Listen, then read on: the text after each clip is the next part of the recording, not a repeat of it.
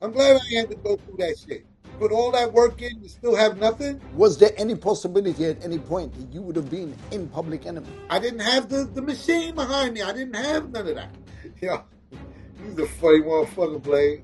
And Flavor jumped into that slot. But I actually did the reference. Yo, Chuck, man, they say that you whack, man. You know what I'm saying? Do you think people see you as a one-hit wonder? And I punch Hank in his face. All this is under SpitSLAM record.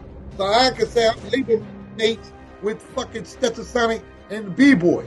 At least I'm somebody in the game. Why go back to a new album after what you just said? It was a fluke to me. I'm just doing shit. Yo, love you, UK. Fuck that. I've been a street nigga all my life.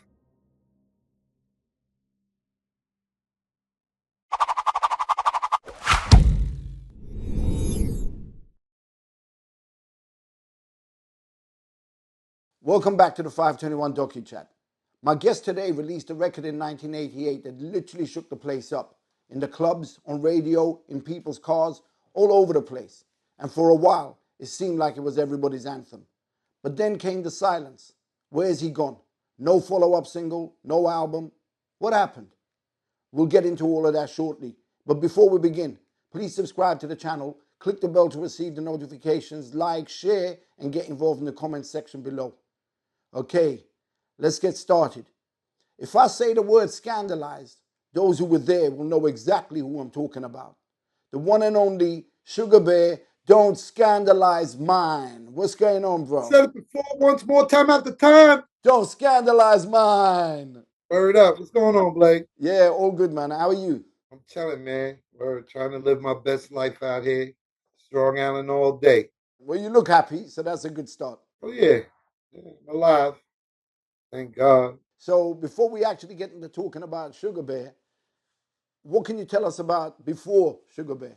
Ah, little guy running around trying to find his way. You know, music has always been my thing. I see I was born with it in me. That was the only thing that was like calming the savage beast in me, trying to find out where I fit in this world. You know, little foster child thing going on. Kind of confused for a minute, you know, as you're growing up, which, you know, all of those that could understand being a foster child, you know, trying to find out everything, they understand more, you know, if you experience that. You know, it didn't take toll until 16 years old, you know, when I became a person on, you know, I was on my own at 16. You know, there's a long story in between all that, but you know, it's too long to try to decipher the reasons why and all that stuff. But at the age of 16, I became a man before anything, you know, paying rent and going to school at the same time. I was like in high school, 16, you know. Then little shuffles in life, you know, and wind up going to night school and then finishing up from there. And then just basically became uh survival of the fittest, you know. That's what it became for me. And still out here surviving. You know, it's a jungle out here. The world is kind of crazy. I feel at the time we were young, we felt like the world was a bit crazy, but it's a whole different level of crazy right now. Yeah. But so far so good. I learned how to decipher everything. You know, anything that's important to me is what I actually deal with. If it's not important, I think I created the word delete before all this technology shit. I just delete everything, you know. Whatever's not for me to be affiliated with, I just, you know, go my separate way on it. So basically, you focus on your strengths and leave the weaknesses behind. That's a fact. So, Strong Island, I mean, that's obviously your neck of the woods, your neighborhood. What was it like? Long Island. Well, that's where it basically started at, you know, for me as a foster child. I mean, the crazy story is that I was a foster child. When I opened my eyes, I recognized that I'm in Roosevelt, Long Island, which is the home of, you know, Julius Irving, which is AKA Dr. J, um, NBA basketball player. Uh, Eddie Murphy, Howard Stern, and list goes on. We're ending up with Public Enemy, Spectrum City. That's Roosevelt. And then probably at the age of 5, my biological moms came and got me, and we moved to Queens, which I was in the circle of where a lot of the Queens, the St. Albans Queens, and we're talking about the same area where LL and Run DMC came from. We're not talking about Queensbridge and all that stuff. We're talking about St. Albans, Queens. I was living on 201st Street between Murdoch Avenue and 115th. And I was going to, all the local schools around there and even attend St. Pascal's, which I believe run probably attend. I'm not sure if DMC, I've heard the story, but or both of them attended, St. Pascal's.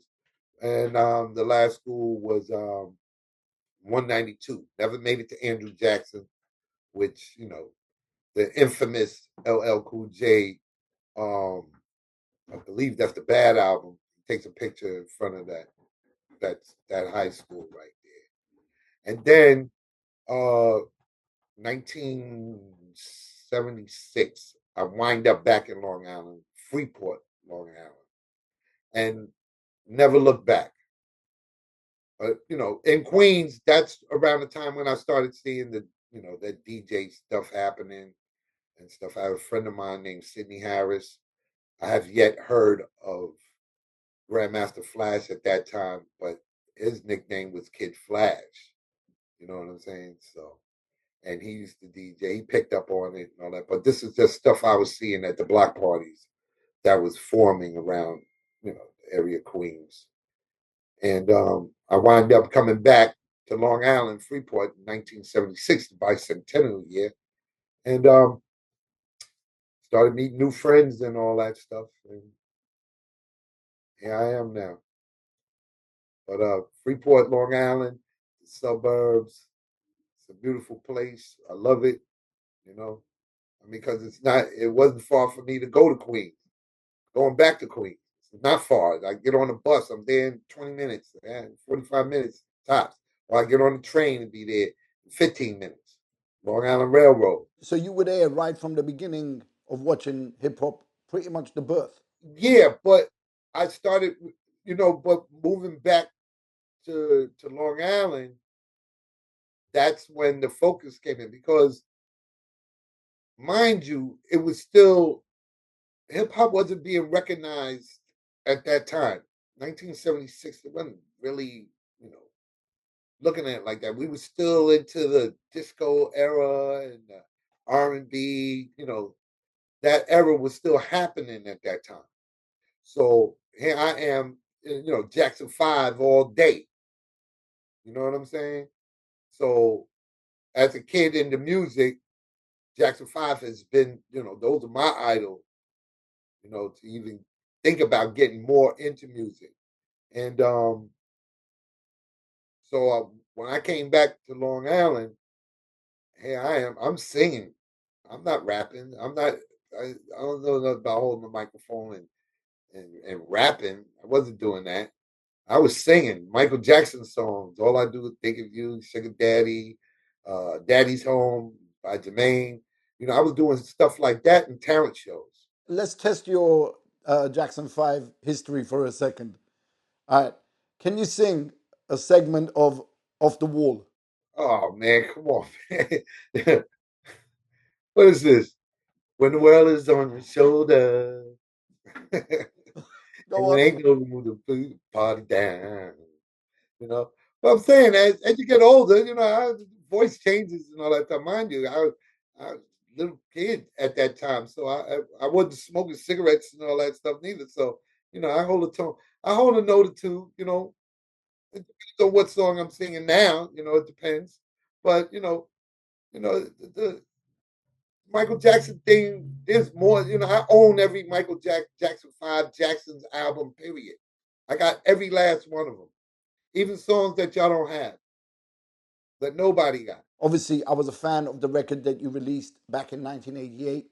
And everybody I knew was a fan of that record. We really thought at that time, like, yo, who the hell is this guy? You know, the record was just nuts. But now, you know, when I'm speaking to you and you're talking about Jackson 5 and you potentially doing the singing and everything, it's a bit like, really? Why the transition? Going with the time, man. I guess that's what it was. But at the end of the day, I still listen to my R&B songs from back then. It's that it's a vibe and the energy that I feel listening to, that era of music. It brings me back to that. 'Cause I'm specific with my songs anyway, song of choice or whatever. Because y'all, you might have a favorite song that, or listen to a song that's on the radio and that's that hit.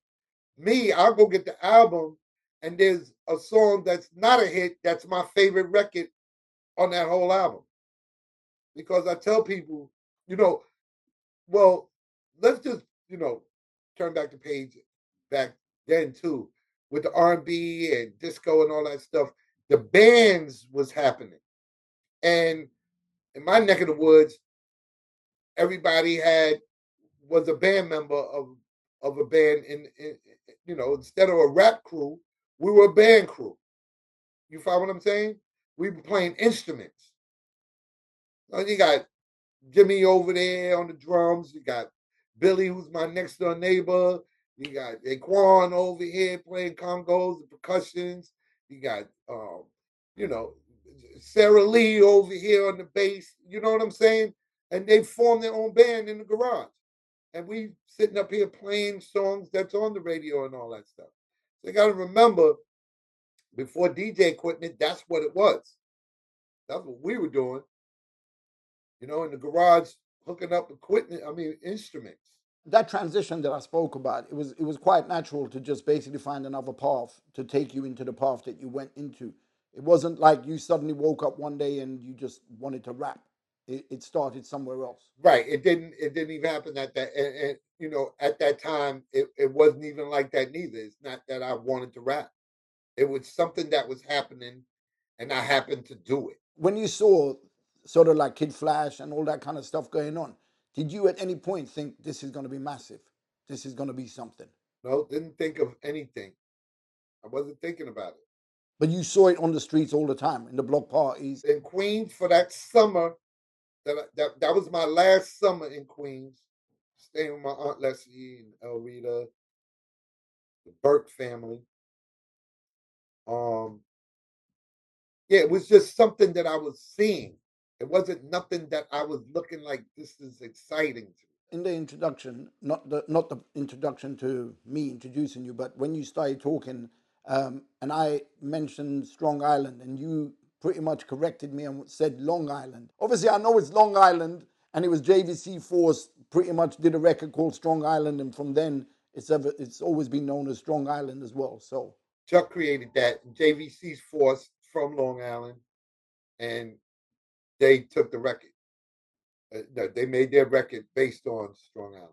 You know how Queens, money making Queens. You know what I'm saying? No, it's money making Manhattan. Queens get the money. Everybody had their thing. Brooklyn has their thing. Um, Strong Island, Long Island needed something to put us on the map, so we were Strong Island. Because it was Strong Island. When the music came out from Strong Island, it definitely was it was different. It wasn't Queens sound. It wasn't Brooklyn. It wasn't the Bronx. Brooklyn Zoo. Everybody got their own, what do they call it? Title. They changed their own name of where they're from. So Chuck D was the one that did the Strong Island. But because I've been here and there, trying to figure out where I'm supposed to be at, and due to the fact that I land back here on Long Island, no doubt I'm representing Strong Island all day. I know about Queens and traveling the boroughs and all that stuff, but at the end of the day, wherever I go, Strong Island is where I'm from. you mentioned Chuck D, And we all know Chuck D was Spectrum City. And you had some kind of involvement with Spectrum City. Well, Spectrum City was Hank Shocklee and Keith Shocklee, two brothers.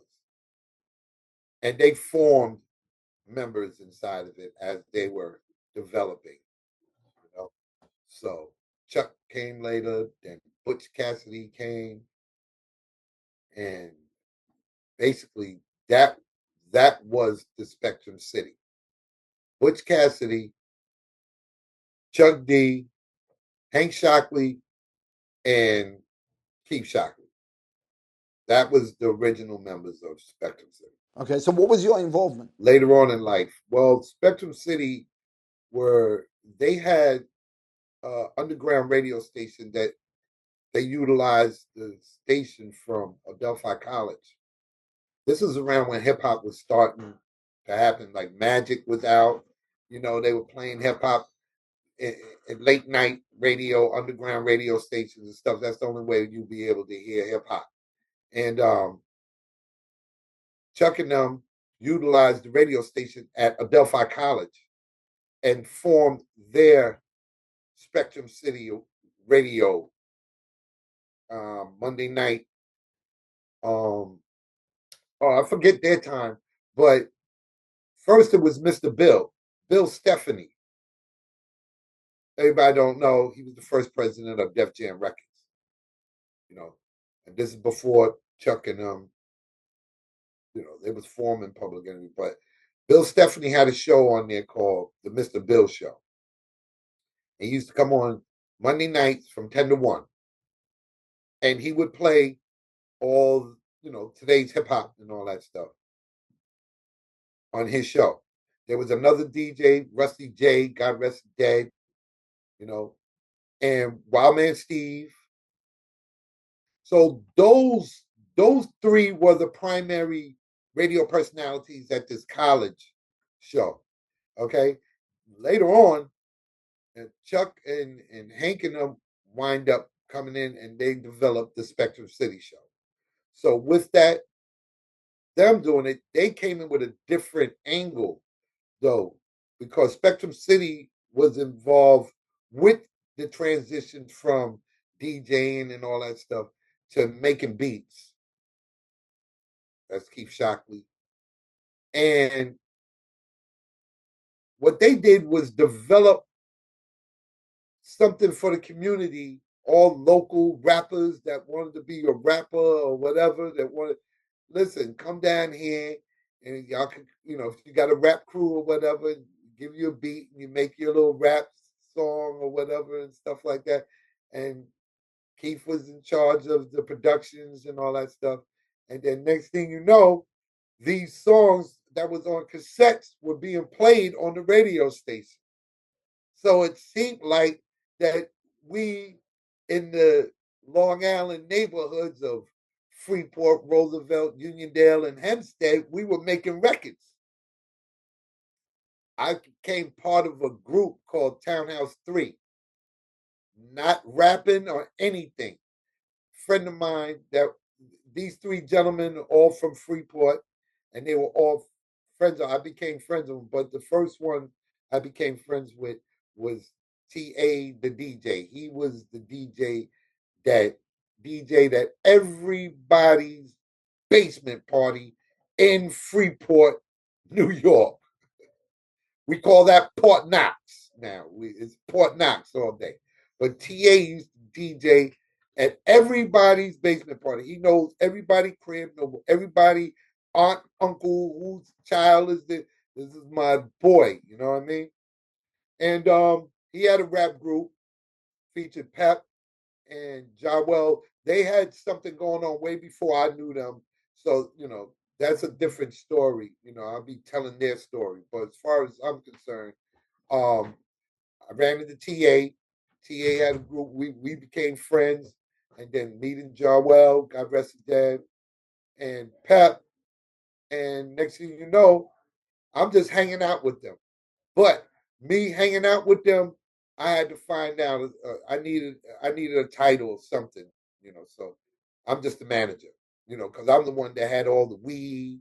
I had money for beer, 40 ounces, You know what I'm saying? And so I was basically, like I said, the manager. So at this point, were you rapping or anything? No, I wasn't paying attention to rapping and all. I'm still singing. You know, I'm in my mind. I'm listening to my slow jams from the '70s, Blue Magic, Unific, Stylistics, Black Ivory.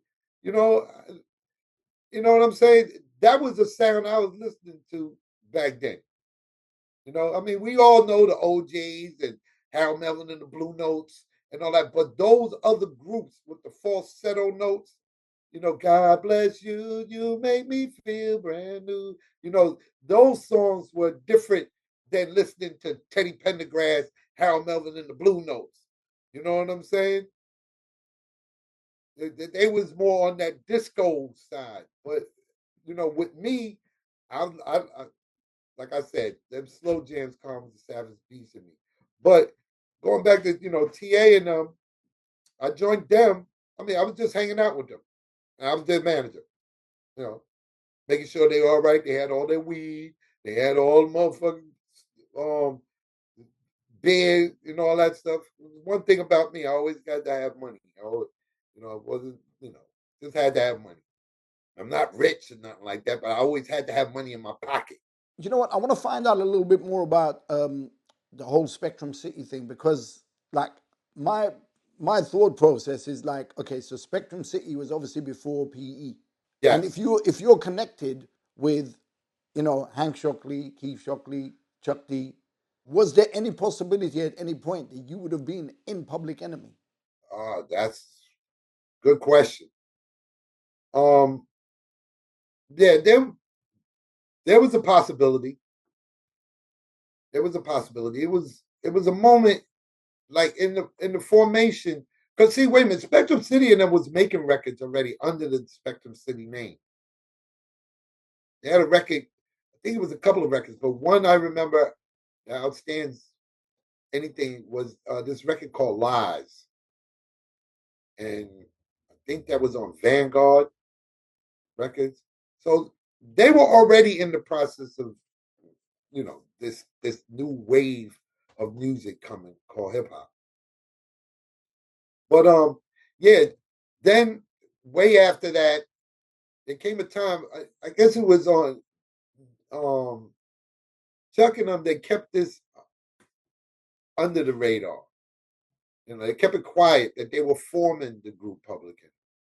So it was one day I was in Studio B. I'm down with Spectrum City at this time. I'm still there.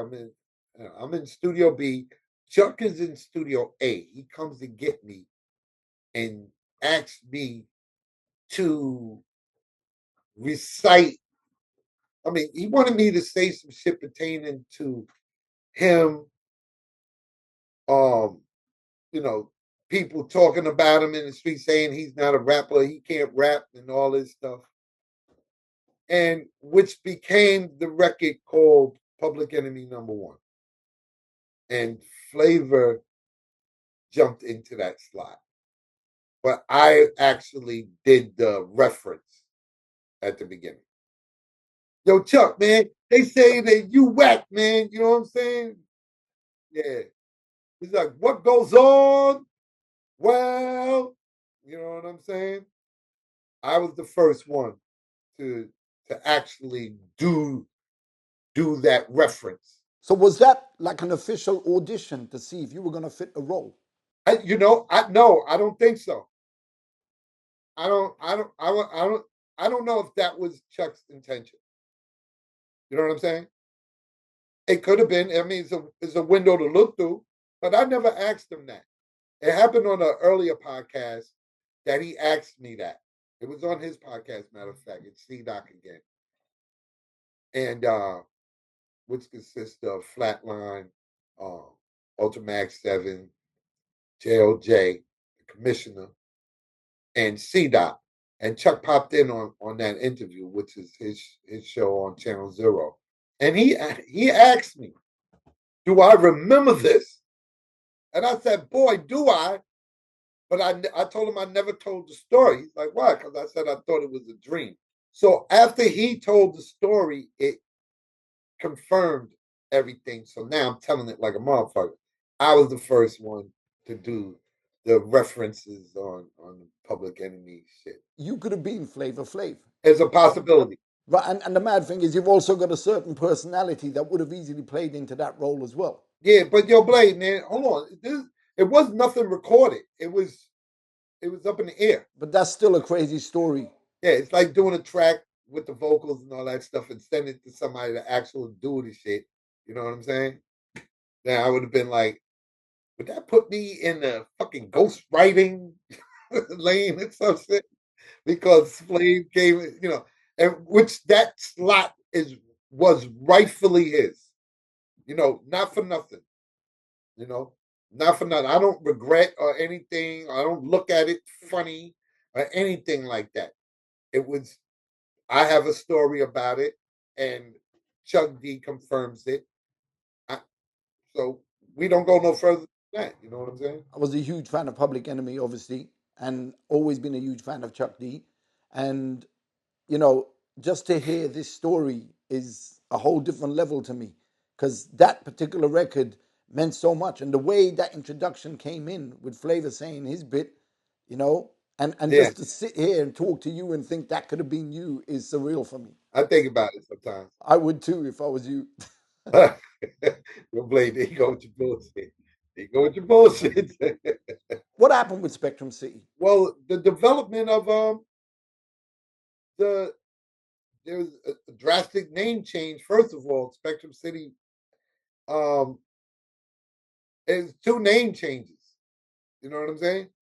They became Public Enemy and the Bomb Squad. But before that, because you were involved with Spectrum City, you used to hang around with them and stuff. I was with Spectrum City, right? I was partial part of the development of the Public Enemy on the come up without knowing what the hell was going on. You know what I'm saying? But then out of nowhere, the transition just happened. Spectrum City is no longer Spectrum City. They're now Public Enemy. Yeah, but even though their name changed, you're still associated with them. So what happened with the association? Okay. So I had there was a situation at a club that, that they were, they DJ that and stuff like that. And me and Hank had a disagreement. Me, Hank, and Butch Cassidy. It was it turned ugly. Me and my hothead and shit like that. But I wind up getting kicked out of the group. I mean, basically kicked out of Spectrum City.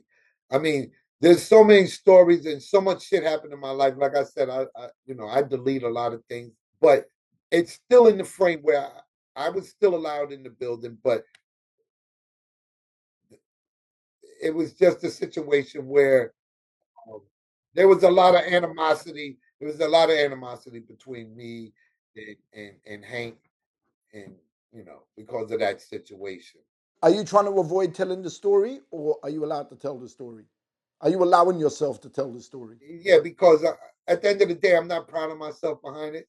You know what I'm saying? I mean, it could have, been dealt with a different way.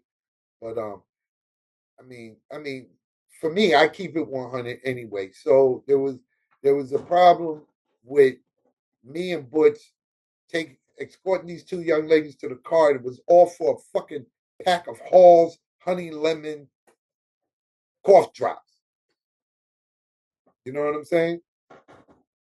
All because we went to the car to get some Halls. And we came back, fucking Hank at the door talking about no rerun, no back and forth or some shit. They can't come back in. I think he was asking they got to pay more money and all that shit. And I'm like, wait a minute, this is our guests though. These are our guests. They're with us. I can see if it's other people, you know, other patrons trying to get in and all that. You give them the real dope. Once you leave, I've never heard that before. Once you pay your fare, you paid your fare. You can come and go as you please. Nobody want to be stuck in a club all goddamn night long. You know what I'm saying? Coming outside, get a breath of fresh air. But who's thinking rational like that? But me, I was getting pissed off about. I got pissed off about it, and I punched Hank in his face. So that's what had happened. But Butch was on my side with it too. So that was the same time Butch and I at the same time were no longer part of this shit. So, I mean, imagine what your life could have been if that didn't happen. Yeah, I definitely would. Yeah, I definitely would have a slot somewhere in the PE board game. You know what I'm saying? And just to clarify that, I mean, all of that was in the past. You guys are all cool now. Oh, what? Oh, my brothers, man. My brother, because that's what it was at the beginning. We, I guess, as brothers fight, sisters fight, family fight. We were a family. You know what I'm saying? And as years go by, yeah, I've made my apology, my apologies. I'm trying to figure out in my mind, like normally you hear people saying, yeah, we got into an altercation because of girls or females or whatever. But you got into an altercation because of Hall's mentholyptus. Yeah, that's a crazy story, man. All because we walked outside to go to the car to get the young lady wanted her halls.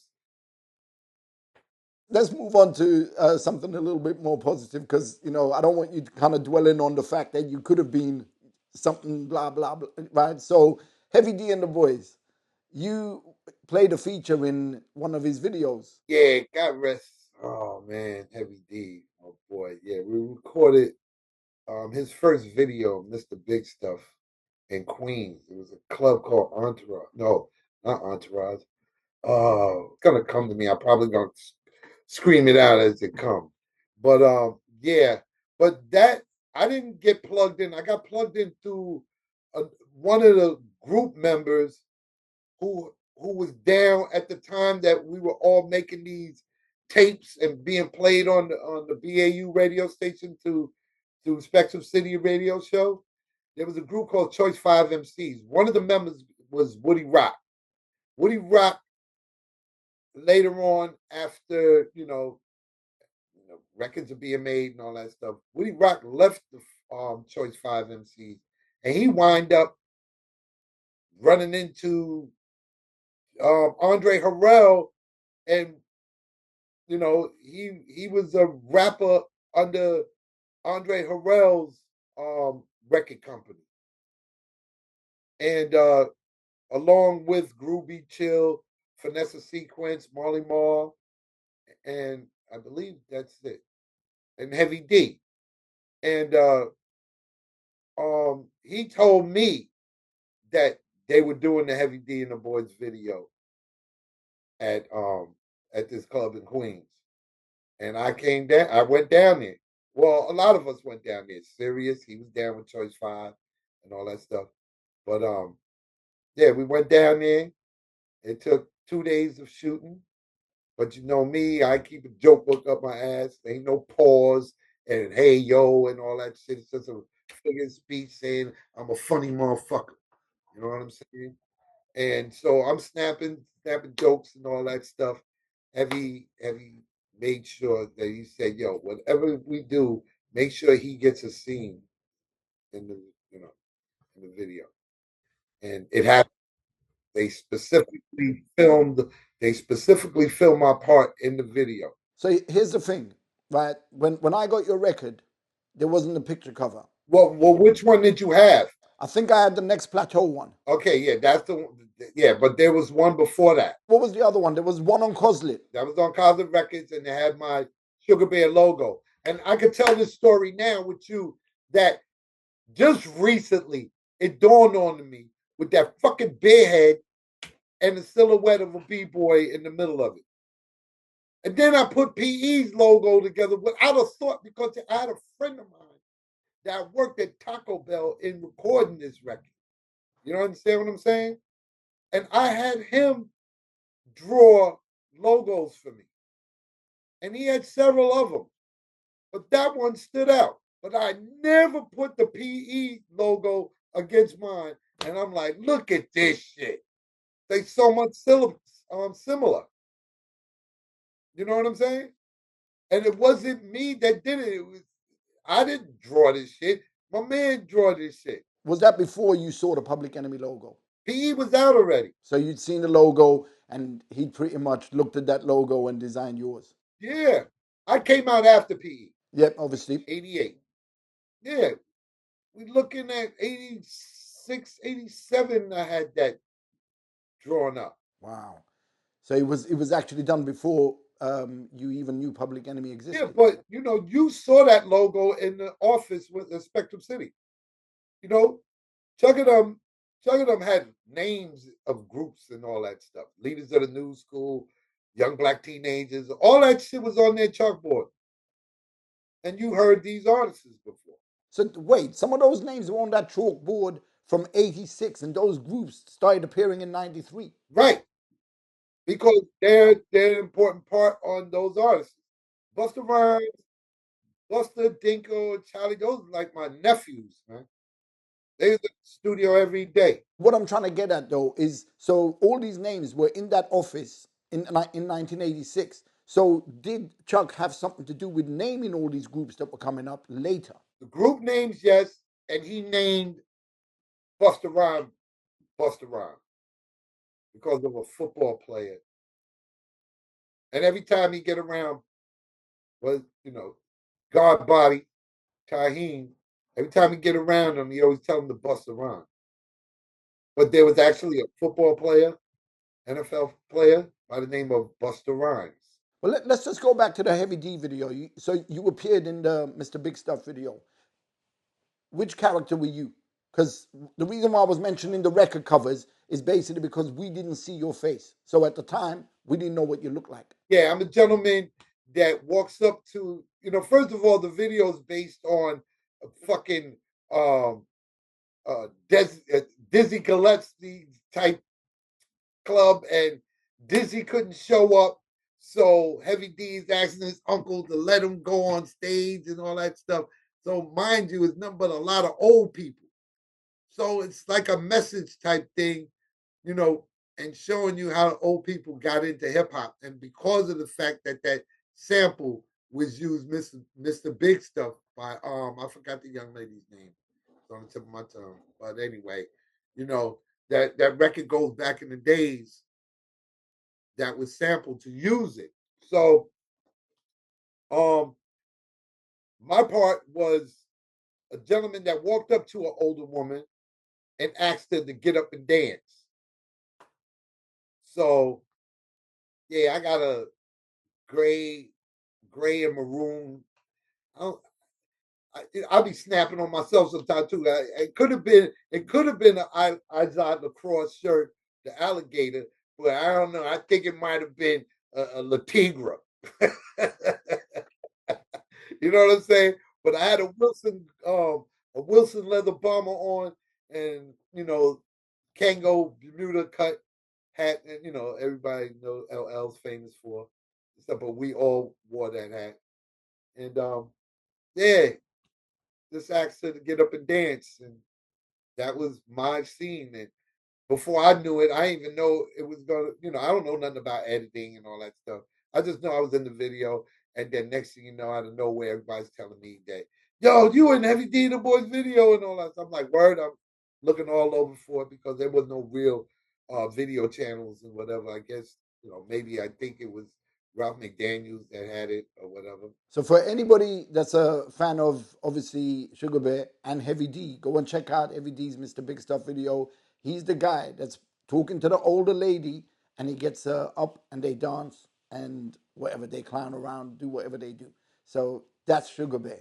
Yeah, there's other parts in it and shit, when you're like, there's me. But that part, it's me.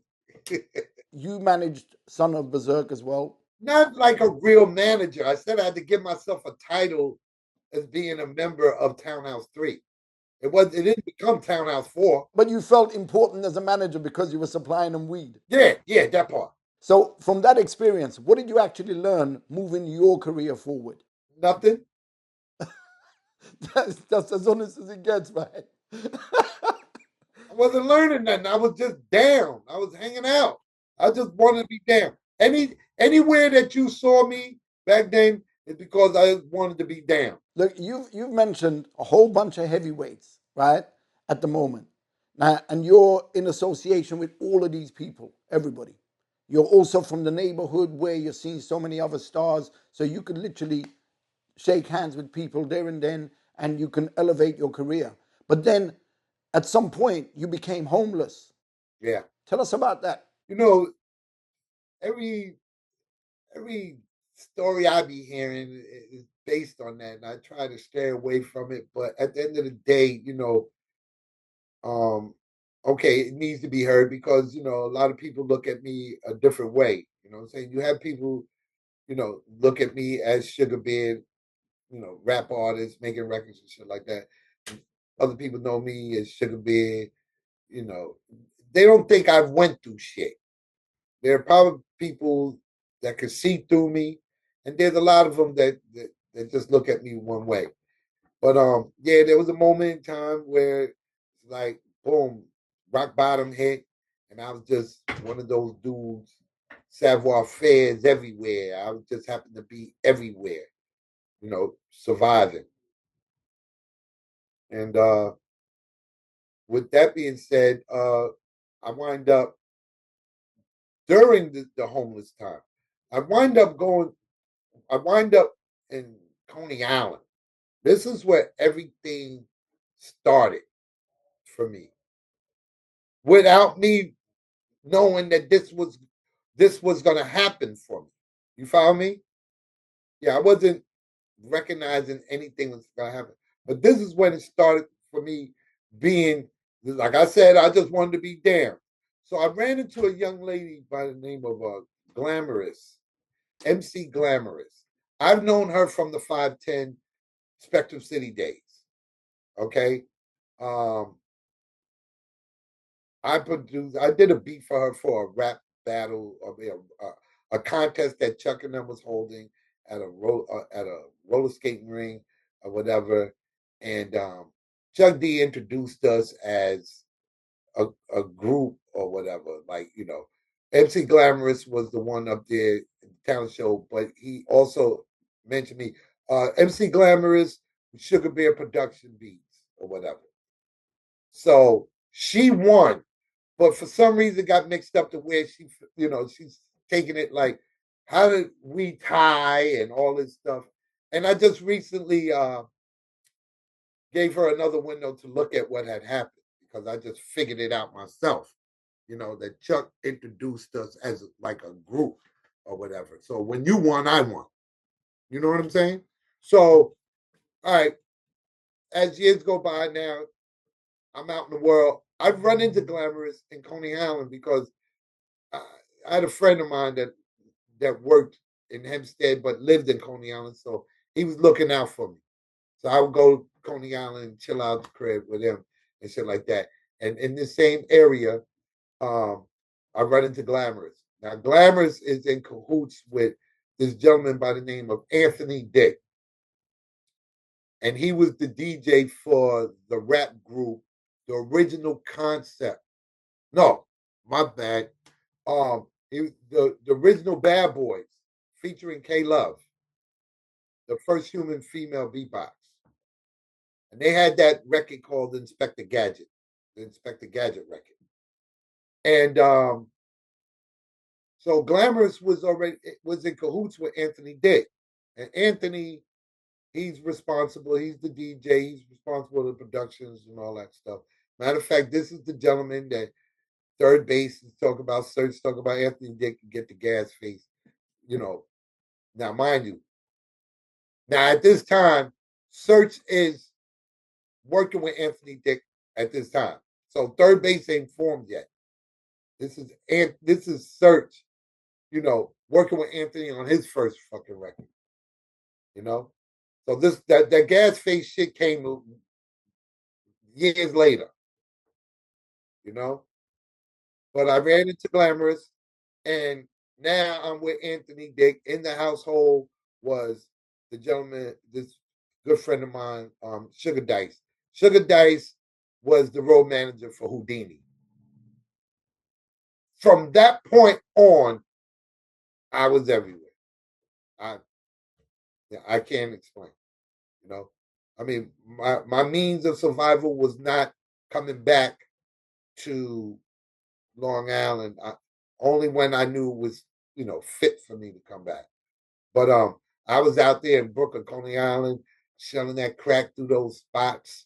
The doors, pulling the lock out, get the money in, put the crack through, put the lock back in. Spots.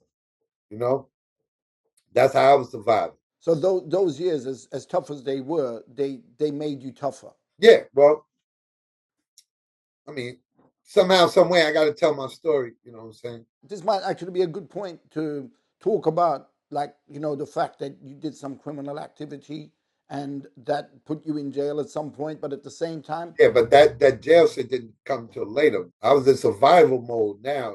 It's the pandemic of crack was hit the airway. You know what I'm saying? I was in the middle of it in Coney Island. I didn't know about it in Long Island yet until I came back to Long Island. okay. So, and for anyone like who's watching this, do you want to explain where the title "Don't Scandalize Mine" came from, because it was related to what you were doing at the time? Yeah, well, there, niggas, y'all call them bosses and all that shit. Motherfuckers I was working for. There was a situation with um one of the soldiers. Uh, he was tampering with the packages and selling them. But with the boss, he was the one saying, when he found out about it, caught up with him. I was there, and he said, "You out there scandalizing the packages," and it's just something that stuck with me.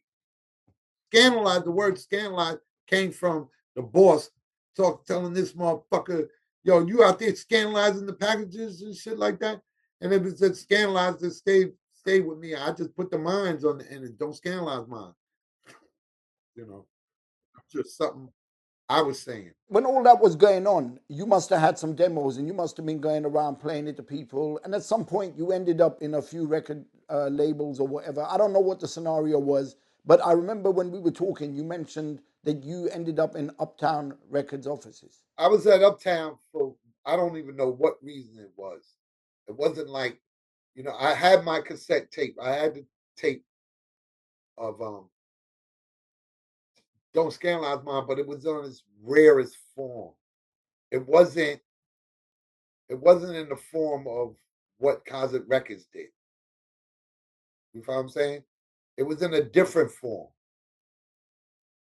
And I gave it to Diddy. Can I ask you a question regarding Diddy? Anything. Right. So when you were in his office, on his shelf behind him, did he have 1,000 bottles of baby oil? No.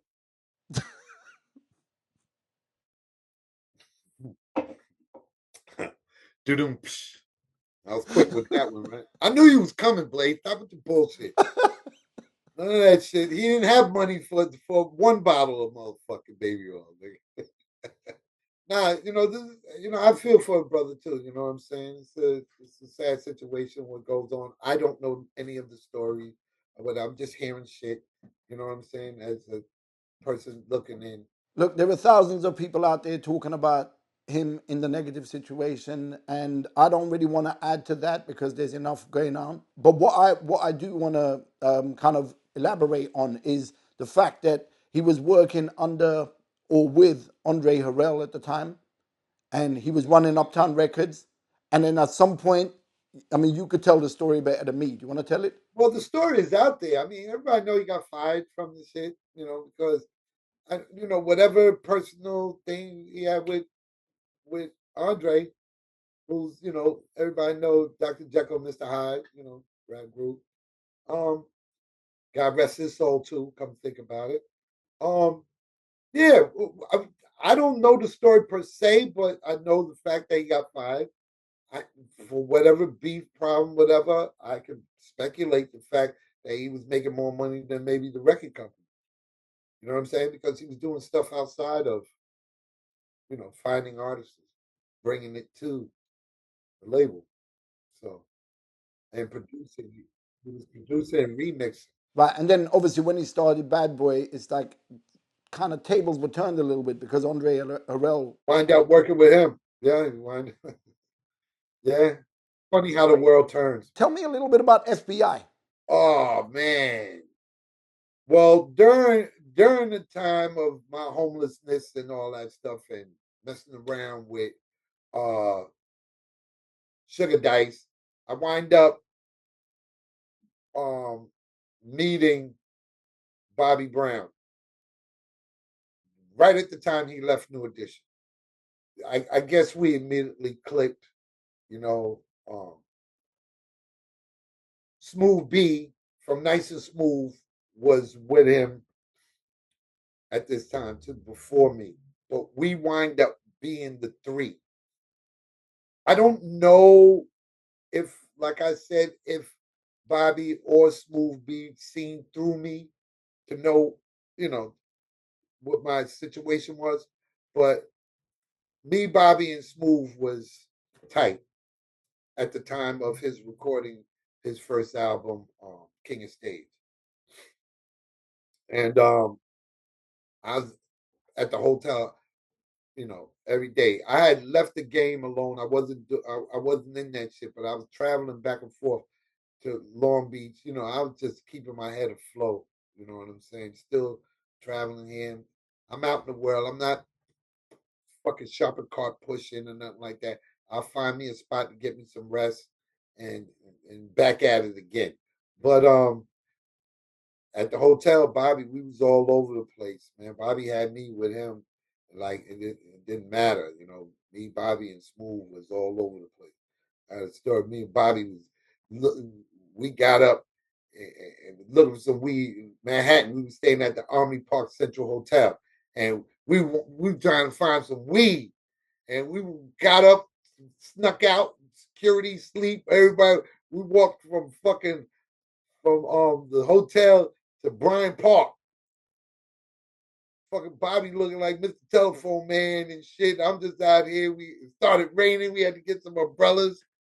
We got went up to them little vendors and shit. Found some umbrellas, bought some umbrellas. Went to Bryant Park, bought some weed, came back. I got mad stories, but rather tell them outside of everything. Who was FBI? Was it just you and Smooth B? Me and Smooth B was putting together rhymes and shit like that as a unit and all that stuff. And Bobby wanted to put us as a group called the FBI. Me and Smooth B. This is before Sugar Bear, and this is before Nice and Smooth. So we was just the FBI crew. Uh, Never knew the meaning behind it or whatever, but it was just something at that time while we were there. Once the album came and then the album was finished recording and all that stuff, Bobby up and left. But we was doing a lot of promotional stuff together. The Hal Jackson Talent Team pageant that's held at the Apollo all the time. Bobby went and performed there. We on stage together. There was a lot of stuff that I've done with Bobby. A lot of nobody, a lot of everybody don't know. Much no people knew. You know what I'm saying? So, but yeah, that was the story that Smooth B tells that story better than I can. Was there ever a point where there was any kind of conversations held with Bobby Brown to be involved as a crew with him, maybe making some records with him? Well, the thing was after Bobby left, and then we all deviated, went our separate ways. Somehow, some way, Smooth B was still in contact with Bobby. So Smooth B wind up doing a lot of things with Bobby, before the Nice and Smooth stuff. Me, I'm still out here trying to figure it out. After they left, mind you, I was still homeless at that time. So, whatever they had going on, that's what it was. I just left. Mind you, always remember this when you're asking me questions and all that shit. I'm just that motherfucker that want to be damned. Unfortunately, I just have to be there. I just happen to be there because I was damn with it. It wasn't no specific job and all that shit. Bobby got pussy, I got pussy. Smoothie got pussy, I got pussy. And we're not talking about the same chicks, neither. We're talking about I get the same shit. You know what I'm saying? I'm just a celebrity without being a celebrity because I'm down with these niggas. So what was the turning point for you to just basically go, right, I'm going to make my record now? There's no mindset. I never had a mindset. Everything just fell into place, man. You know what I'm saying? And at the end of the day, because I'm still, when one thing gets solved, I'm not looking at it like that. It's just, okay, we got this shit. All right, cool. I'm not mentally involved because I'm still a fucked up individual mentally, with the thought of, you know, dad, moms. Here I am, a motherfucker in the world with no moms, no dad, no aunt, no grandmother, no grandfather, no aunts, no uncles, no cousins. You understand what I'm saying? I'm just out here. Later on in life, I find out there's 21 of us. My father, but that's a different story. You know what I'm saying? I'm just saying, even when I got that information, I'm like, yo, I don't give a fuck. At that particular time when you were homeless, when all these things were going on, you must have had like serious trust issues. And still do. So that's affected you ever since. Yeah, of course. But I learned how to manage what they call it mental health. You know what I'm saying now? I learned, yeah, I learned how to manage that myself because I'm not paying no psychiatrist on shit that I could solve myself. There's several ways on dealing with shit. You're either gonna be right or wrong. You're going up or down, or you're going right or left. That's it. There's nothing else to do. This ain't baseball. 3 strikes you out and all that shit.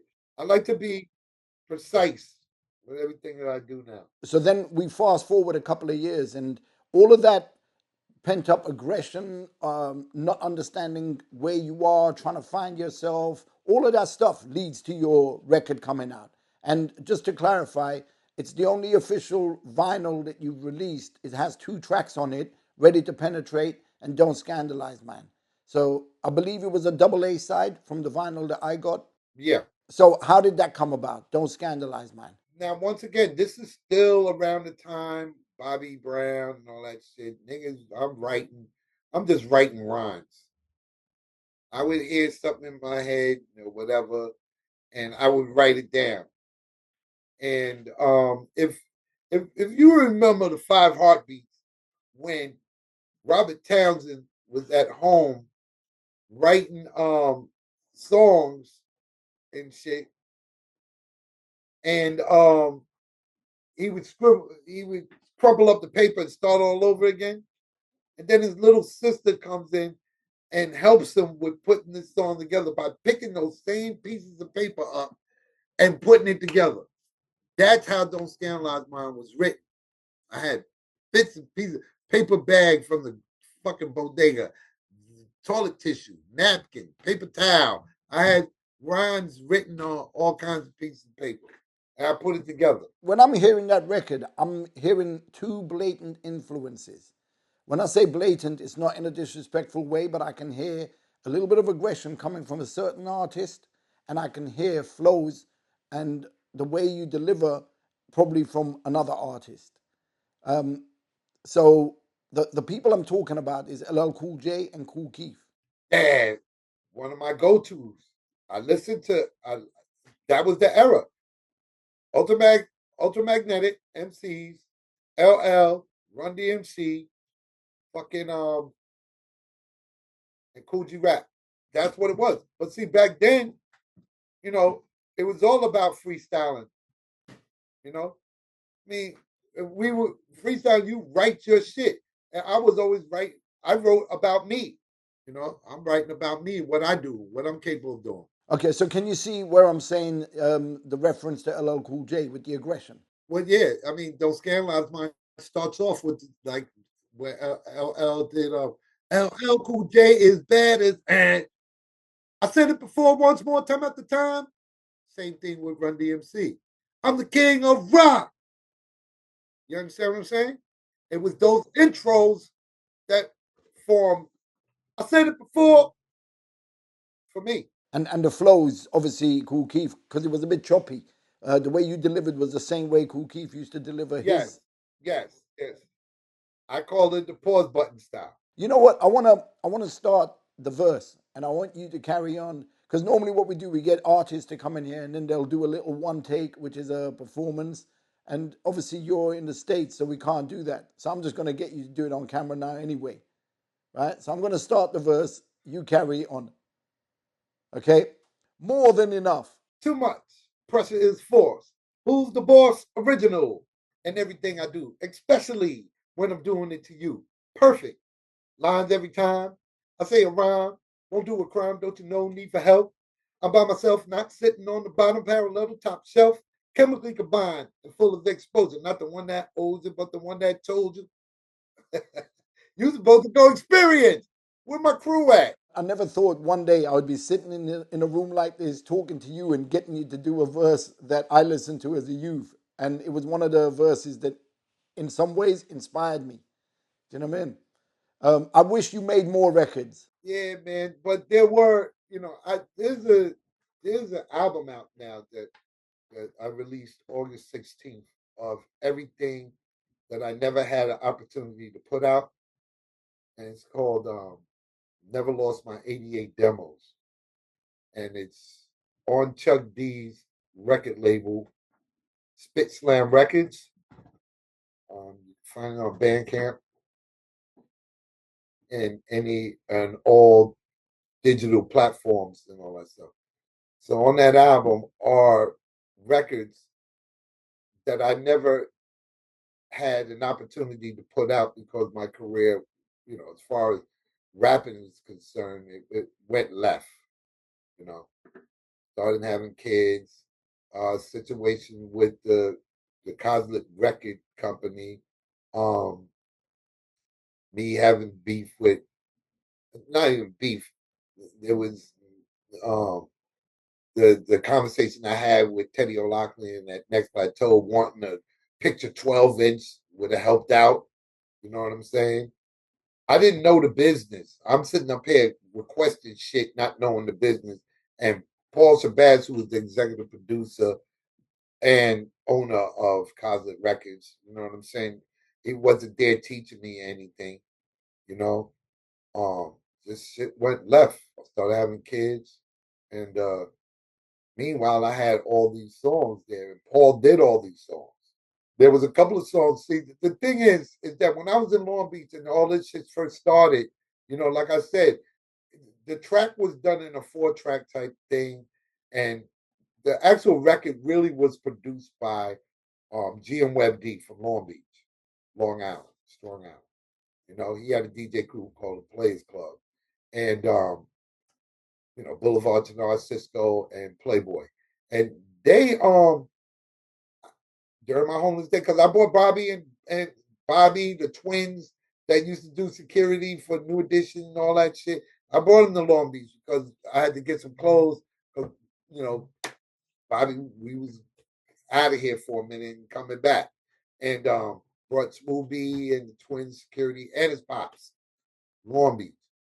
We let them tell the story. But, so the record was done originally by Web D and I with, putting, pieces of a puzzle together and shit like that. It's just when it got to Paul, he changed everything, the clarity, tempo, because like I said, this shit was on a 4-track. I never heard it the way, if you heard the 4-track version of it, you were like, get the fuck out of here. You know what I'm saying? Because I'm just now getting introduced to the new equipment, the Kai, and all that stuff. Paul's been down with doing stuff with the bomb squads, because I wasn't around. I just bought this shit to show, motherfuckers that this is what tell me what you think or whatever. And Paul heard it and he said, I want to put this shit out. And I was like, okay. Because he had his own record label, him and his group called Shabazz. And they were putting out their own records. So I was the first rap act coming out on his label. There was nobody else. There was nobody else doing it. I was the last and only artist after that. Let me explain what was going on in the streets where I come from. We were in the local chicken shop and they were playing it on the radio. We were on the streets and we were hearing cars going past and it was playing. Like, it was all over the radio, all over every club we went to. It was always dropped. The record was a massive, massive record for us lot in Europe. And I know people in Australia and places like that, in Japan, that were talking about the record as well.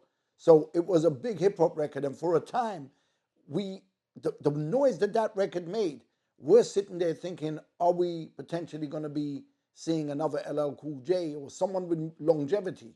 But that longevity didn't happen because you disappeared. Yeah. And that, like I said, there was so many things.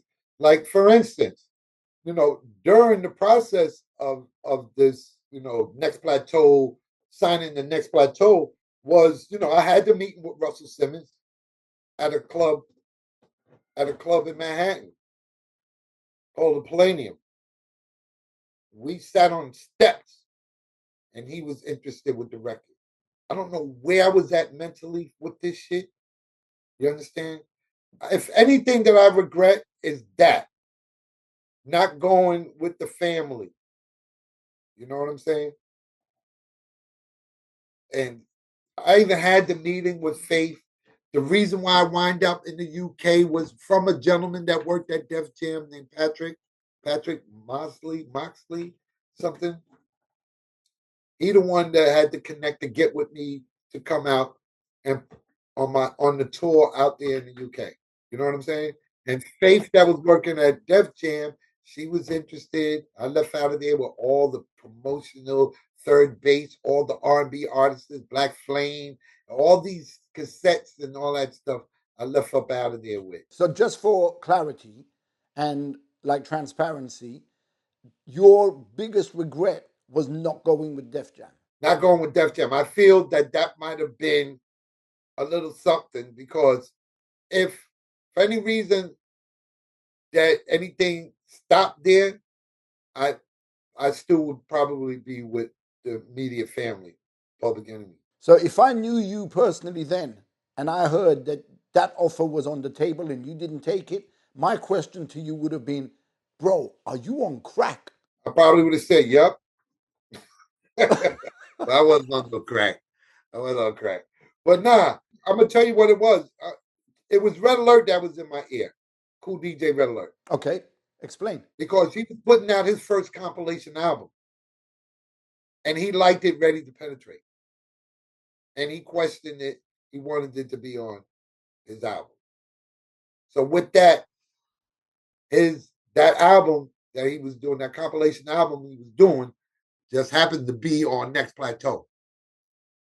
So it was coming out on Next Plateau, and he put it in my ear, Teddy O'Loughlin. And because me and Red at that time, I'm happy for Red. He don't drink no more and all this stuff. You know what I'm saying? But when me and Red used to run into each other, man, my drinking buddy. We had the bars in all these spots. You know what I'm saying? I always look at things like that as being a piece of a puzzle to tell my story. Because I'm not looking at reasons why shit didn't happen. Because at the end of the day, it's my decision. It was my decision of why shit didn't go. Red didn't have nothing to do with it. I can tell you why, the reason why I didn't sign with Def Jam. So what was the reason why you didn't sign with Def Jam? Because Red was interested with the record. And I was still troubled anyway because I'm trying to figure out why it was Ready to Penetrate instead of Don't Scandalize Mine. What I'm trying to get at, was there anything in your mind to say, no, I don't want to go with Def Jam? No, nothing's there. I'm illiterate to what's going on. I'm illiterate to everything that's going on. I mean, later on, I come to terms with myself saying that this is a regret because I wish I would have known. Have you ever sat there and imagined what your life would have been like if you had gone with Def Jam? Yeah, I also sat there and thought what my life would have been like if I would have saved my money away when I was making that drug money too. Right, when I was selling coke and shit like that. There could have been better ways of me handling my money. I think of it. I think of that shit too. That's why my money management is kind of different now. Right. So, I mean, look, you seem like a person who's willing to accept that you made some mistakes. A lot of people don't do that, and part of accepting the mistakes is that you can move on from there. You've been to the UK, because I remember hearing something that you did with Richie Rich. Yeah. After the tour was over, him and his group, him and his label held me over. Green Street. No, G Street Records. G Street Records held me over in the UK because he was putting together a DJ album, I guess it was compilation, and he wanted to do something with me. And he held me over there for another week. We put together a record called Coming from London. 16 bars. I do 8 bars of rhyme. He do 8 bars of scratch. It's an interesting record. That track was crazy. I know when we were speaking on the phone a few weeks ago, you said something to me that I'm like, what? And that something was, you said that your record, Don't Scandalize Mine, was a fluke. Yeah, I still say it. Look, you gotta remember, I was a nigga that trying to be down. I wasn't a person saying I'm going to be a rap artist. It wasn't in my mind. I'm sitting up there saying I'm gonna make a record ever since I was a Michael Jackson 5 fan. I'm gonna make a record one day. But not knowing what goes into making a record, or anything. It was just something that we were doing. That's why I'm more excited about putting out the project that I put out August 16th. Never lost my 88 demos because I had a lot of input in the music, the music part of it, the production part. All right, the rhymes and all that stuff, yeah, because I was writing rhymes because everybody was writing rhymes back in the day. You understand? There's a lot of people that has it in them, and there's a lot of people that don't have it in them. You got street corner motherfuckers that spit like crazy, but can't get to the studio. They got something else happening that's more important. You follow what I'm saying? You would want to invest into this type of motherfucker, but he's not coherent to the talent that he has. And he has to want to come to the studio. But instead, he like crawling in niggas' windows. Why didn't you drop the album back then? And why was there no second single? There was no album. It was just a 12-inch, side A, side B. There was nothing to talk about on a third single. Okay, Teddy O'Loughlin wanted a third single. Okay, I'm ignorant. I don't know nothing about the business. Nobody's in my ear telling me, yo, babe, we need to do this. But there's no team and none of that shit. It's like a nigga dropped me off there. I thought Cosmic Records was subsidiary to, But if they wanted another record, I didn't see Paul putting the forth effort and let's put out another record, man. And it could have been one of the records that's on the Never Lost My 88 demos. It could have been one of those. We had to pick which one we had to do over. Okay, let me ask you, why do you think there was no second record? Why didn't he invest in a second record? I don't know. An axe or whatever. It's just from the noise that we were hearing of that record on the street level, I think that was crazy not to follow it up. Right, but remember, I had a problem with fucking Cool Chip and Chuck Chill Out and Cool Chip with putting out Rhythm is the Master. Using because you gotta remember, Don't Scandalize Mine feature sample was that Talking Heads joint. Okay? That Talking Heads sample. And then with our Strong Island noise. Like Rebel had that noise, I had that little guitar scream in mine. That's that Strong Island shit. Only one person you really use something that was Big Daddy Kane, Marley Marl. Do you reckon there was any politics involved in your second record not coming out? No, I don't. I don't even get into politics. He's gonna do it or not. I don't. I don't. I'm not. I don't. I'm not even gonna speculate on any of that. You know what I'm saying? I'm just. What I do take from it is I needed to learn more about the music if this is exactly what I wanted to do.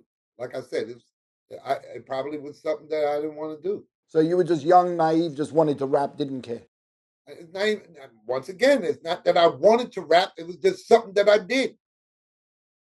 I'm not looking like I'm gonna be the next thing, like a LL at a younger age. If anything, I wanted to be LL. I wanted to, like when Jackson 5 came out, I wanted to be Michael Jackson. I'm looking for attention. Let's take it there. Let's take it to the mental health.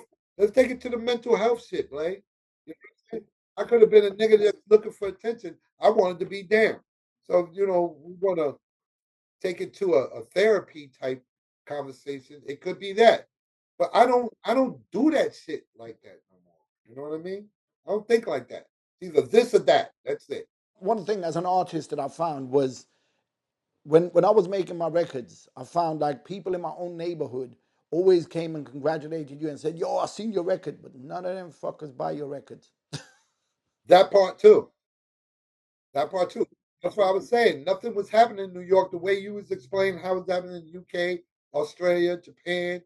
I even seen a chart with my record on in Paris. You know what I'm saying? But there's no team, nobody followed. So that's what I was saying. If I was on Def Jam, I could see them putting that work in. And the tours that was going on, I'd have been opening, if anything, until something changed. So if you were to take everything back to that young kid that made that record at the time, and there was one thing you could change, what would you change? Nothing. Not even the signing the Def Jam, not even that. No. I regret it, but I wouldn't want to do this shit over again. I'm fine where I'm at right now, but you know what I'm saying? It's shit that I experienced and I'm still experiencing. I'm still growing. I'm 62 years old. A lot of motherfuckers that don't believe that I am because of the youthful way I try to live. I like to laugh and have fun, man.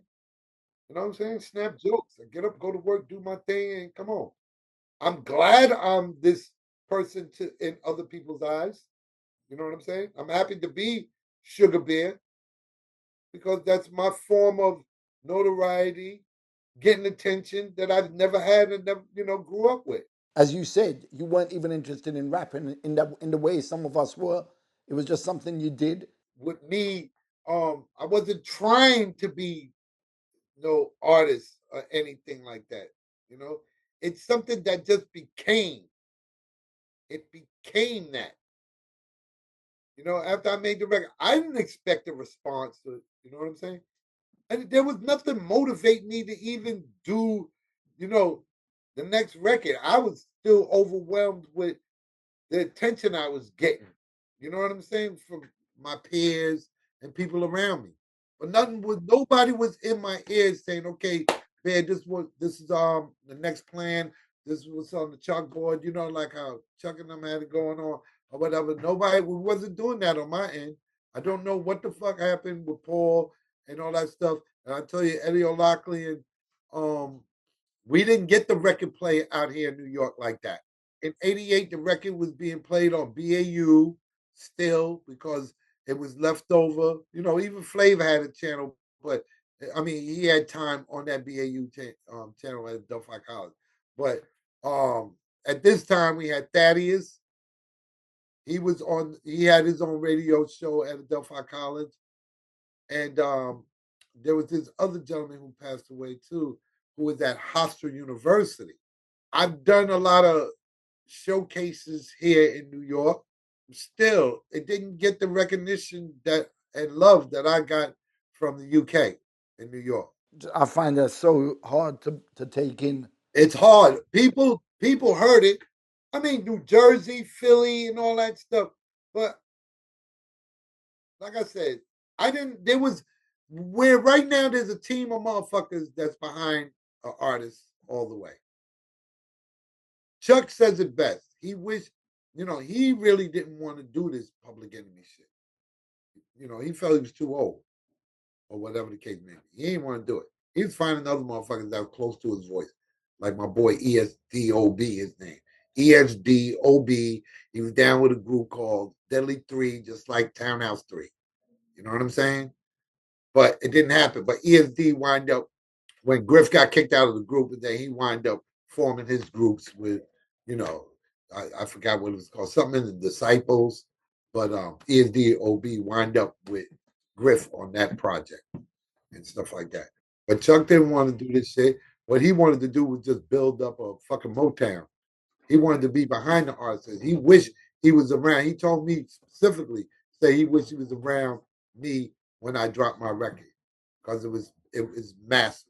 I mean, that could have changed the course of his career as well completely. Yeah, by him being a part of that project. Yeah, that's crazy. But you know what? Like over the years, there's artists like you who have a specific style. You got a certain energy, blah blah blah, and then comes Rakim, and the way people rap now is all changing. So suddenly now everybody's technical, everybody's talking metaphors, similes, all kinds of stuff. That's why it's hard to become a rapper now. Because all these rules and regulations, it wasn't rules at the beginning. Niggas say your shit and get off the microphone. All these rules and shit, punchlines, all this shit. I don't dig it. Is it a case of you being lazy or you just don't give a shit? No, because back in the days, niggas writing shit, they wasn't told that this is a metaphor, let alone motherfucker didn't know how to spell metaphor. What the definition of a metaphor? We were just saying our shit. When Run DMC heard Rakim, they knew their time was up. Yeah. I mean, things gonna change now. What you gonna do? Rakim was completely different. He didn't come out sounding like Run DMC. He came out sounding like Rakim.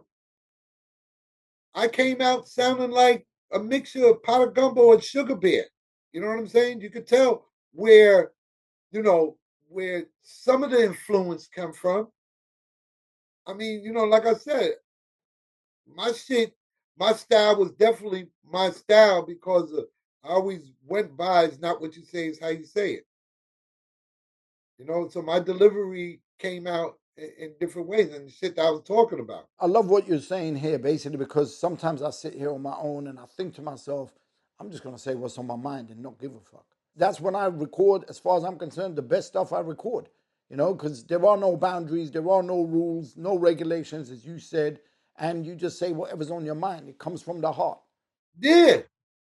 That's why you got to get it together. I don't think when you get opportunity, pull up my album and listen to the songs that was never released, man. You'll be like, get the fuck out of here. And mind you, those are demos. So going in and saying, okay, cool, we're gonna do this song. If I did have a third single for option, we pick one of those songs, we would have went in and definitely did work to make it even better than that fucking demo. But Chuck was like, yo, these motherfuckers sound like records. That's why we released it away. I took it from a cassette, put it in an MP3 format, and C-Doc, he dazzled it up a little bit, cleared it up with some AI, get that cassette tape, hissing shit up out of there what he could, and we got the project. So did you approach Chuck or did Chuck approach you? Chuck asked me on his podcast interview, he said, do you have records? Do you have songs that never had the opportunity? I said, yes, I got 6 of them. He said, send them to C-Doc. But mind you, who's on this label? The D Boyz just put out an album. Oh, Donald D, come on, man. SpitSLAM just put out an album. All this is under SpitSLAM Records. So I can say I'm label mates with fucking SpitSLAM and the D Boyz. Yo, for anybody who hasn't checked it yet, go and check out SpitSLAM Records. Okay, that's Chuck D's label. You just heard it here. You got D Boyz with Donald D. You got Stetsasonic, and you've got Sugar Bear. They're all on the label now, and I'm sure that list is going to keep growing. I'm sure there are others on there that I don't even know about yet. Word. So you've done the record. You've made the noise that you've made outside of your own neighborhood, it looks like. More all over the world rather than on your own doorstep, like we said. And then everything went quiet for a few years. So what was going on over the years when nothing was being heard from you? There was the silence. I wasn't involved with this shit no more. Yeah, but what were you doing? I came to terms that I wasn't trying to be no fucking 50-year-old, 40-some-odd-year-old rapper and all that shit. And I found a new lane. I found a new lane. I'm talking about when you were 20, 25. You know, you still had it.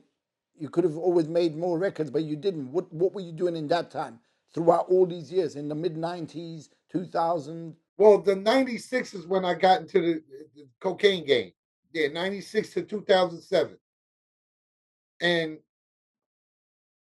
it did well for me. I did well by that. I got 2 state bids later after I collected a whole bunch of money and getting this and having this and you know my family that I created. You know what I'm saying, with a young lady and shit like that. It was fun while it lasted. That one thing I don't regret because I wasn't caught up in the propaganda of the bullshit with it. You know what I'm saying? It was when it was, you know, I wasn't in it that deep, but it was enough for me to survive. So from 96 to '07, I was in the game, but never looked back at trying to do records or anything. Wasn't trying to revive that issue. I just came to terms that I am what I am because of that one record. That's that. Those 2 records. Something came upon project later on in life after I did my jail time and all that shit.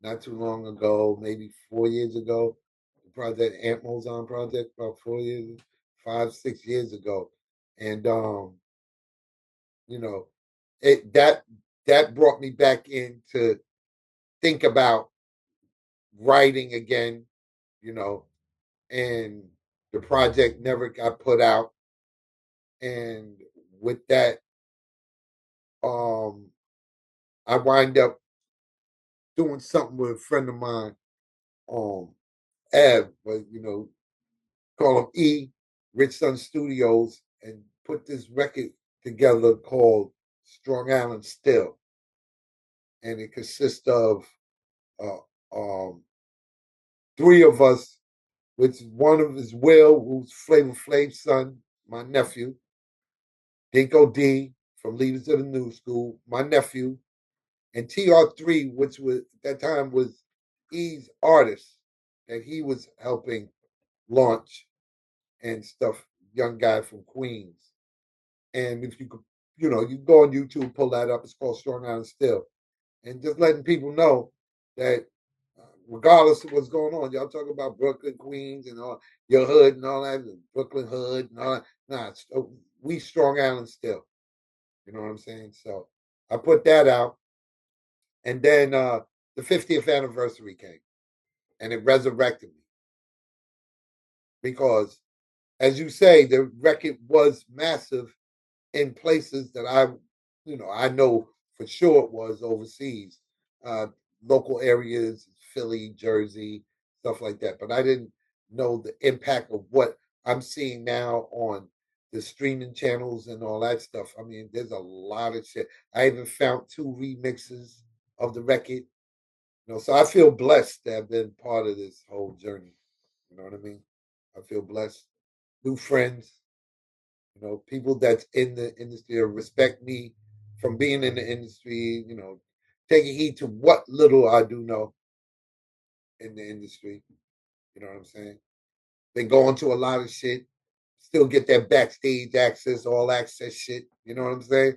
Like I know you said about, you were dealing cocaine and whatever, and you know and you served a little bit of a jail sentence as well. I don't know how long. I don't need to know how long, but I find it crazy that there's artists like you that make the kind of noise you make, and then that's the life you go into because Late, I did it backwards. I should have been a drug dealer and go into the hip hop world. But I was in hip hop and I'm a street nigga, man. Fuck that. I've been a street nigga all my life. But what I'm saying is, when the opportunity comes and you can see that you can get out of it because the music can do something, and like you said as well, when if you had gone the Def Jam route, maybe you wouldn't have had to go back to the streets. Yeah, I can look at it like that, but there's no need to look at it like that, Blade, no more. I mean, it could have been. I don't. 62 years old, right? Right now, let me do this 88 album, man. Let me see how I can promote this. You know what I'm saying? I believe right now you got the exclusive. So the shit that I'm talking to you about, I have yet talked to anybody about like this. The reason why I'm saying that was just to reference it to what happened to Steady B and Cool C, because that was crazy. Like that shouldn't have happened. They should have had. Steady B was doing so many albums. He had so many. I was buying all these records, literally. That's when you got one foot on stage and one foot on the street. You know what I'm saying? That's what happens. I mean, what you got going, all these um legends, Big L, T La Rock. I mean, not T La Rock, Scott La Rock. You know what I'm saying? Going before their time. And like I said, this shit right here, street thing. I was like, yo, this okay. This is I saw the money was good on. Hey, I wasn't trying to make record. I was getting fame and fortune doing this shit, and the bitches was coming the whole nine. Nigga, you know what I'm saying? Everything was happening. All I need was cocaine in my pocket. I guess what the street provides seems a lot more rewarding than what real life in the music industry or entertainment world provides, unless you're one of the lucky few that gets that massive opportunity. I can sit up here and say, fuck it, I'm glad I ain't had to go through the headaches that I'm looking at motherfuckers having today. I'm glad I ain't had to go through that shit. Put all that work in and still have nothing. Rest in peace, Black Rob. You've got a new album out, and why go back to a new album after what you just said? Chuck D. The thing was that's it's always been there, but Chuck said just put it out. I'm gonna say no to Chuck for it's done. He said, "Yo, give it to C Dot. Let's put it out." Motherfucker's selling. They ain't fucking doing mad units, but it's selling. People that don't have the record has it now. You see that shit right here? Let me get this. I'm bugging. Let me see this shit. You see this right here? Word up. You see that? That's me in 88, man. That's full of, you see that? All right. So obviously, for anybody who was a fan back in the days, and you want to hear some more 1988 stuff from Sugar Bear, go cop that. That's right. Everybody's asking, where's Sugar Bear? Where's he at? What has he been doing?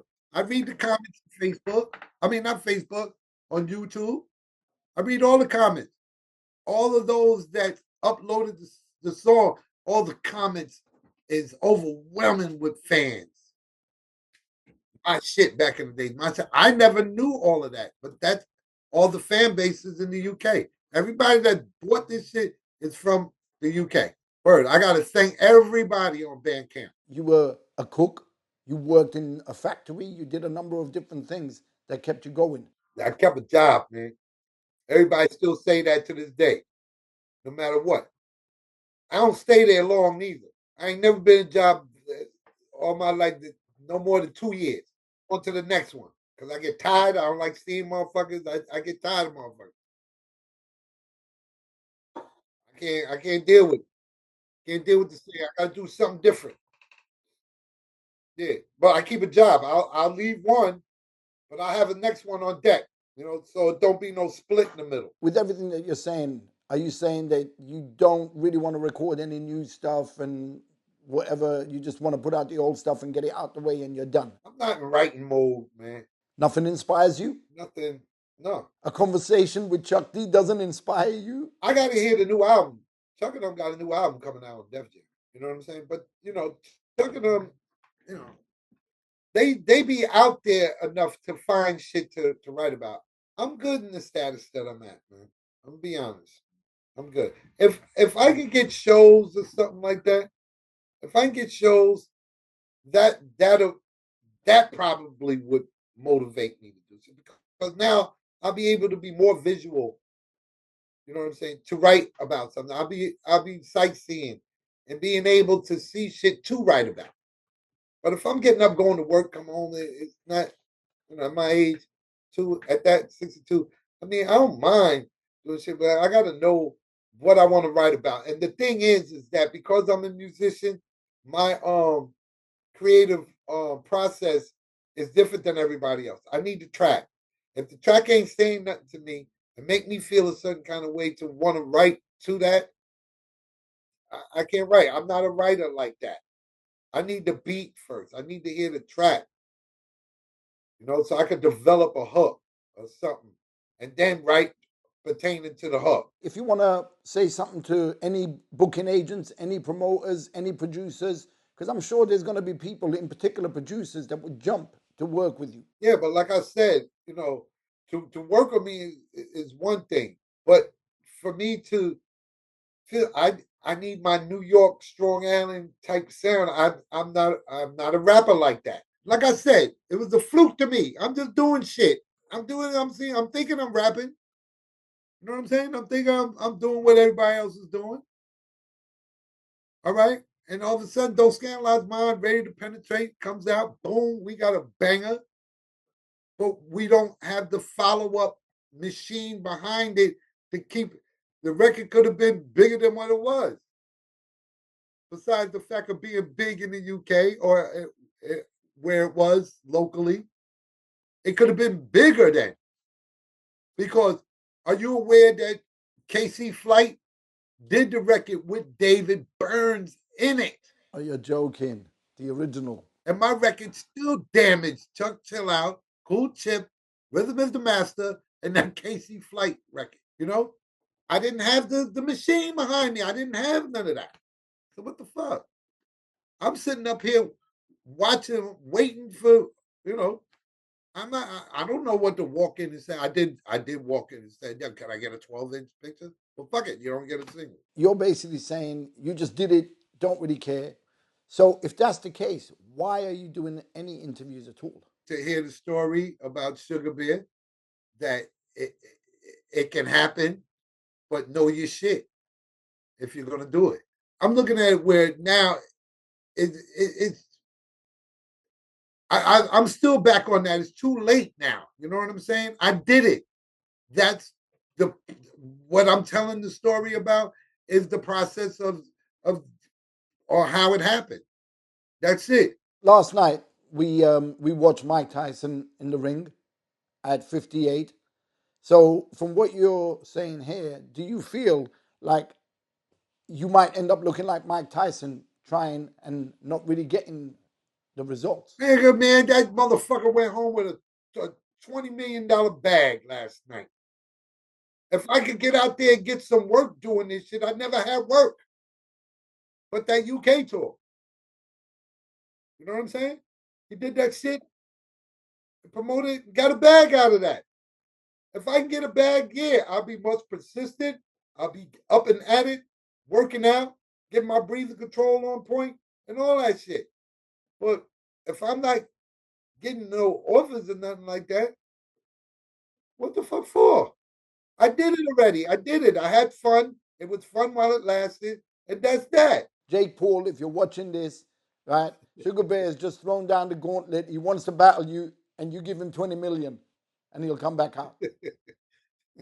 Yo, he's a funny motherfucker, Blade. At the end of the day, man, the thing, like I said, man, at the end of the day, it really comes to an end, you know? And it's just like how Eric Sermon says on a recent joint. If you're not putting out content, you know what I'm saying, that's consistent, that'll roll over year after year after year to make a career out of it, what the fuck for?